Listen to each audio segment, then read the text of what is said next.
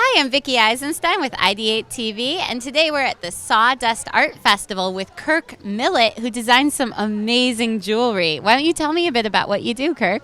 Well, I start with sketches most of the time, and I work around unique individual gemstones and create a lot of custom pieces and mostly sculptural pieces. So it's something that really enjoy doing. I've done a lot over the years, different variety of pieces, and it's finer metals, sterling and 14 karat and 18 karat gold, and sometimes platinum if it's requested. How did you get into jewelry making? I kind of fell into it. I took it a few years in school and loved the design work. I've done a lot of other design things, engineering and other types of design work. And so jewelry is a challenge to put everything together and come up with a special functional piece of jewelry that is not only beautiful but works and comfortable and feels nice. So you say you took it in school. Did you go to art school?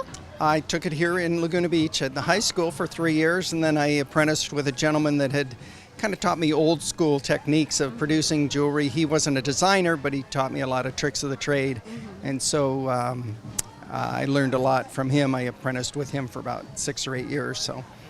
That's so amazing they offer it in the high school. Yes. My high school never had anything like that. I'm jealous. Yeah, Laguna Beach is very fortunate to have supporting the arts and not only the festivals, but there's Laguna Beach, the School of Art, and then also other activities, things from high school and things that you can do. So what's your favorite type of jewelry to design? Oh, I kind of tend to go towards Art Nouveau styles, more of a flowing sculptural pieces.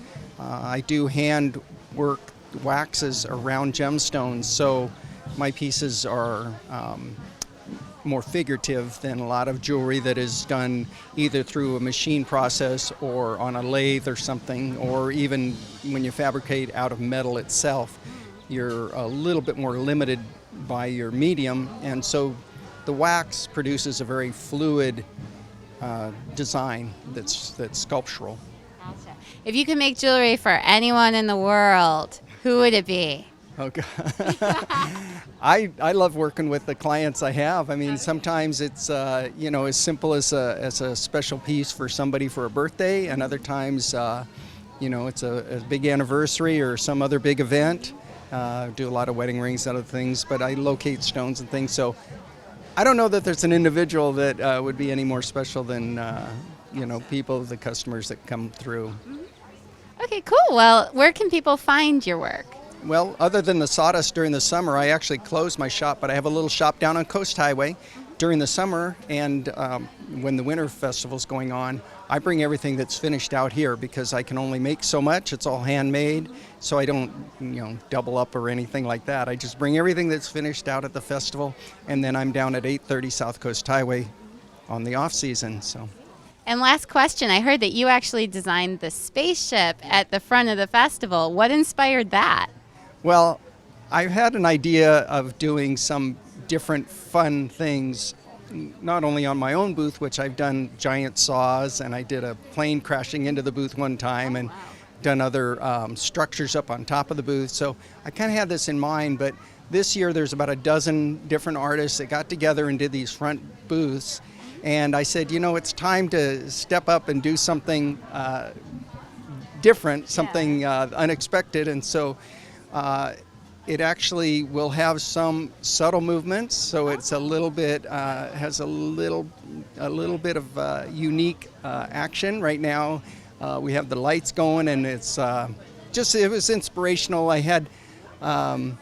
had a little bit of inspiration from years ago. They had made a spaceship that had crashed into the hillside on one of the booths, but it wasn't quite as technical as the one I produced. But it was an ongoing project for a few months in the driveway, and then we brought it out here a couple weeks ago, and I've been working on the install. But yeah, it's a lot of fun.